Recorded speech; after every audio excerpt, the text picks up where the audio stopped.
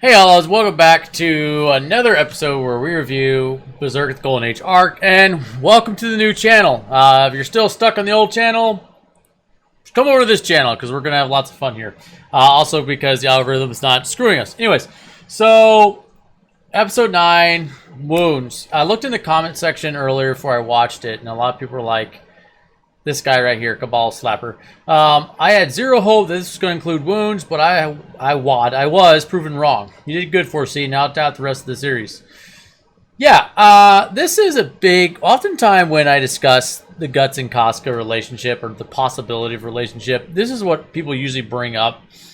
This part in the manga where these two have like the little lovers tryst, so to speak. And we'll get to that a little bit later. But this also has a lot of other important things, like Griffith looking over and kind of realizing that Guts is always a thing holding him back. Like the one person, keeping, for lack of better terms, or about lack of better explanation, keeping his humanity in check. That is what Guts really is to Griffith. The one sole person that keeps his humanity in check. Because everybody else, the Band of the Hawk, they're just pawns. Right. It's like, Griffith will go and talk to them, but he won't really engage or actually have, anything meaningful with them. We also just start to see that besides Zod and the giant demon seen walking across the forest at the beginning, something's not quite right here. Got a lot of weird demons and things popping up out of nowhere, and nobody really knows why. And then he goes on a little psychedelic trip, and then he meets Void right here, who basically says, "Hey, we'll see you later, my king of longing, my kindred." Which leads me to believe that Void, and I've read the manga and I've watched the other anime series, all that stuff, okay? I believe that Void sacrificed everything that King Gazeric built. I don't think King Gazeric sacrificed. I think Void was somebody who wanted power and had and knew a lot of people in the kingdom, and he sacrificed all of them. I think there's speculation that he was like this wizard or like spiritual guru that was part of King Gazeric's court, that was like part right? of his court and was like locked in the tower there or something. Yep, and that he broke free and 5 angels came loose, and then he's just sacrificed everybody, including King Gazeric's wife, who also definitely had a sacrifice slapped on her shoulder. And who was most likely, I think, an elf. Yep. So possibly either... Wait, she was an elf or King Gazeric's an elf? Well, I think both of them were. I think that he was an elven king that had expanded... Oh, this is just like my own theory based Sounds like a great theory video to do. I won't go into that. You should totally do that. Anyways, let's continue on with Golden Age Memorial Arc. If there's one thing everybody in the chat should realize, we are not Guts and Casca shippers. I don't have anything against Guts and Casca shippers. I understand why. I actually was once one myself. And then through the very long process of Potato Casca and watching Farnese grow and become a better person, and then all the hints that Kentaro Miura started to drop along the way, I kind of changed my mind. I decided it was Guts and Farnese was a better pick. Also because it just makes sense. Casca is just... Yeah, it's like having people with two deep psychological relationship issues try to be together, but they're also terrible for each other. And that goes for real life as well. People who have very, very deep, bad relationship issues, they may seem like they're good for each other, but they both really just need to get help. They'd be better off and better for each other if they did. Anyways, I'm not going to go into that. Too much. So we can see that, we see the little demons go by. They're talking about the Holy See, who's going to have a huge boner for Griffith later on when he comes back as the White Hawk. And then we see Casca. She's basically like their commander and everything. The one thing I have a problem with this, and I'm not going to lay it on Casca because Casca's a fictional character. This is on Kentaro Miura. It's like, if you're trying to rescue your general guy or trying to get him back or something like that, like you're really leaderless, you probably don't want to constantly being so close to the kingdom that they can easily track you. I mean, we're not talking about like a small band of people. We're talking about like hundreds of people running all throughout the forest, and hundreds of people leave trails. They need food. They need shelter. They need water. Like, it was a foolish thing for them to stay in the Kingdom of Midland trying to rescue Griffith. Like, he was taken, they were getting shot at by, like, an entire army in the field. I don't know how the heck they got out of there. But it was really foolish for them just to stay so close by, because that just kept them at this state. And honestly, a good leader, a good general, would not keep their people perpetually in the state of exhaustion for so long on something that's just so hopeless. We're not talking about, like, you know, King Henry V, or numerous other generals that were fighting an actual war and trying to go against an army they had a chance against. These Band of the Hawks never had a chance. And really, it was really Casca's obsession with Griffith, and she shows this several times, that really kept the Band of the Hawk in bad shape. Like, you see them here, they're exhausted, they're falling apart, they're not looking good. And this, again, is why Casca and Guts just aren't a good match. She's just too obsessed with Griffith. It's Griffith, Griffith, Griffith. And she'll sacrifice anything, anybody, and everyone for Griffith. Like, just, her attachment to him is too strong. You're never going to break it away. So if she got a Baelet, she'd sacrifice everybody to help Griffith. Yeah, I think if things look bad enough and Griffith was in a state, she might have. Because remember, regardless of how much snoo these two had together and how nice and shiny and pearly and happy it looks, after they finish their little moment, like, let's be honest, man. Like, if you're an adult, you had been, like, chasing someone or horny for someone, and then you had it, got all your system, and you nutted, both men and women, you kind of, clarity kind of goes, not really so much for women. Women, even more hardcore. Women get even more attached to men after they have sex. Men, we burn out our flames. We're like, okay, cool, I nutted, now clarity comes back. And that's why you got this thing like the hookup culture where guys just ditch girls. Guts obviously isn't that kind of guy. It's the exact opposite. Now he's fallen in love with her, but she was basically just giving him a kind of amounts to a, what do you say, Jenny, a pity bang? Am I putting you on the spot? I call it a pity bang. It could also just be called like a temporary lapse. It's like when people fight.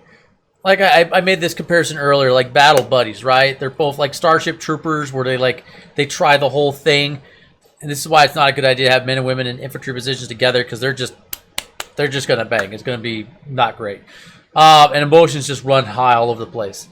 Like, come on, like we can't even get men and women to get along in relationships. Now you're gonna throw them in a combat war zone. And I'm sure there'll be like 20 million like, whoa, there's a picture of a woman in Ukraine, or this one woman sniper here. The exceptions, not the norm. Anyways, moving on. So I think she's just having a temporary guilt trip, pity bang, or just like a comrade in arms. You're a man, I'm a woman. Let's just blow each other's load. And it just ends with her saying this to Guts. Once we rescue Griffith, will you leave? It's like she's already putting Griffith before both of them and before him. Yeah. And that's what I was saying. It's also like she's just using Guts. It's like, once we rescue Griffith, like, that's really what you want to talk about right now?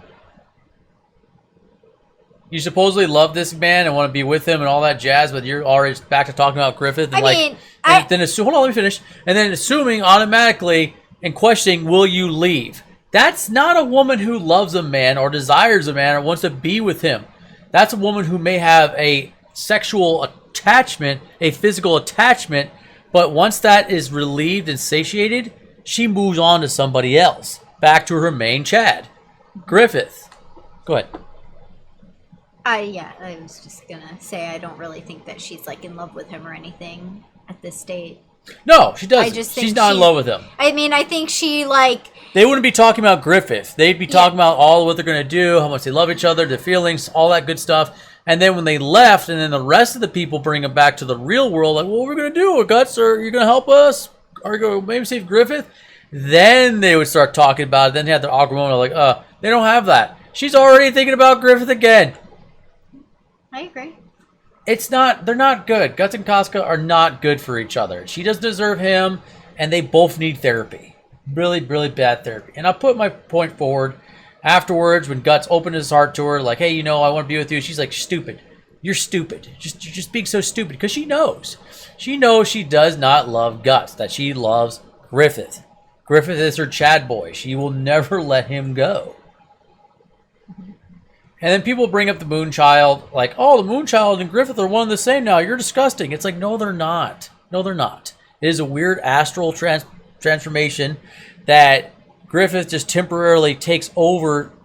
Like, I kind of compare it to Griffith takes over, like, the viewing of the kid. He doesn't control the kid. He's just observing what's going on. There's this really garbage movie called Being John Malkovich, which basically, like, you want to talk about the high of Hollywood, or like the hubris of Hollywood. That's pretty high up there. Basically, it's a crappy movie made about some crappy person in Hollywood where they're so egotistical about themselves. Some person who's a nobody walks into and gets trapped in the mind of John Malkovich and sees everything through John Malkovich's eyes. It's like the most garbage movie of all time. And it only made an impression because I was like, wow, this is really the peak of ego.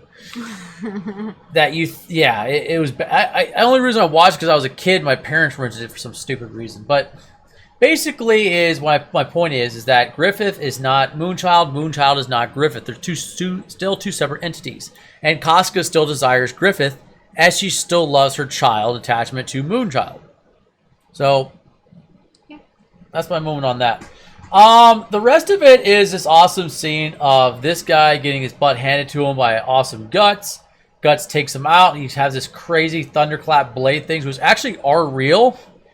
They just obviously don't operate like that. And yeah, I thought the whole battle scene, actually, even starting from the very beginning when the Band of the Hawk was first attacked, I thought this whole battle scene was done really, really well. Yeah. I don't remember it being this vivid and lively and really standing out as much in the original. So whatever they did to enhance this and give it that three-dimensional feel, I think they did a really great job at, because I was much more engaged with it in this version than I was in the other version of it. And it's funny because they have Casca doing the same things that Griffith done.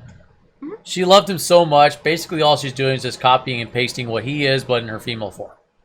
She's not even being her own independent commander. That's how tied up this lady is. Like, yeah, this is exactly the formation that Griffith used when fighting Zod. Griffith probably would not have kept his forces that close to where the enemy was, it would have been like raids. It would have been like keeping on the move. They also would have got the hell out of there.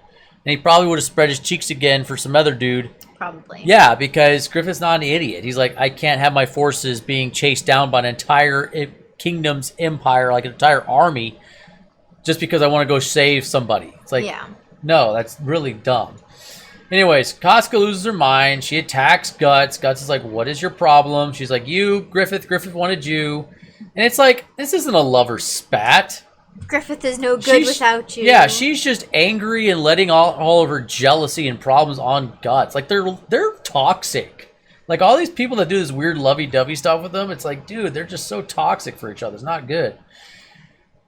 Guts goes easy on her. She gets her butt handed to him, and then she stuns Guts by saying that Griffith was nothing without him, and then she stabs him, and this wound magically just stops bleeding. Even though it's bleeding some pretty freaking thick blood. Yeah, and it's that like, looks like it's in the vicinity of like his liver or his pancreas or a very vital organ that if you puncture it is not. That's not a wound. Yeah, that's not a wound you're gonna go have sex with. No. Like, you need to get that sealed up or you're gonna die. Like, he didn't even have a bandage around that. Nothing. And then she's like, over here, I can't show it because we'll get slapped.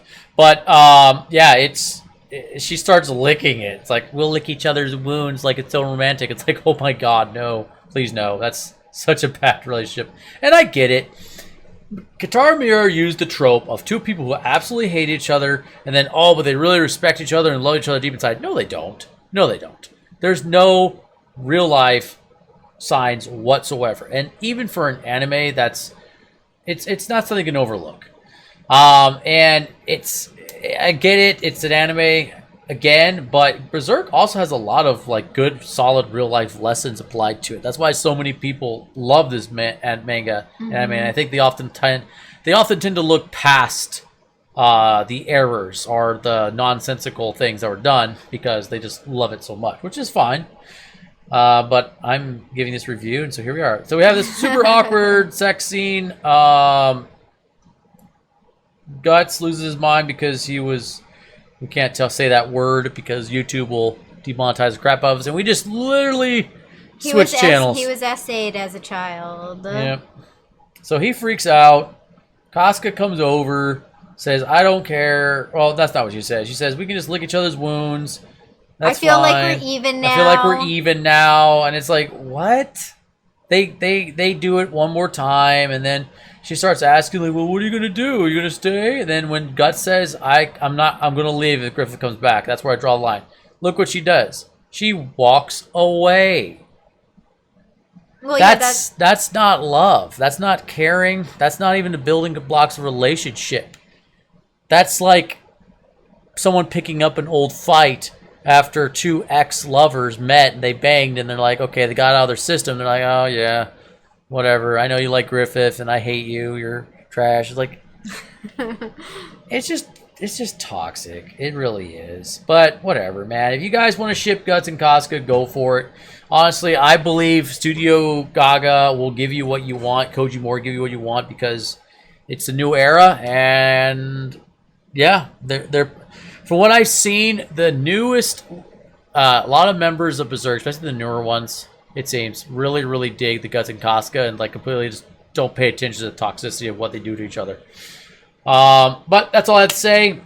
I know that always comes up, but I mean, this is like the perfect episode to talk about this for once. All right, Jenny, would you like to add anything? No. I know I kind of led the way. All right, Outlaws.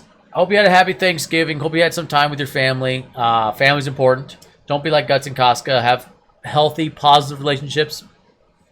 And if you know somebody like this, have them get help. Or if you're like this, get help too, because it'll just make you a better person. All right, everyone. Outlaws. We'll see you next time. Bye.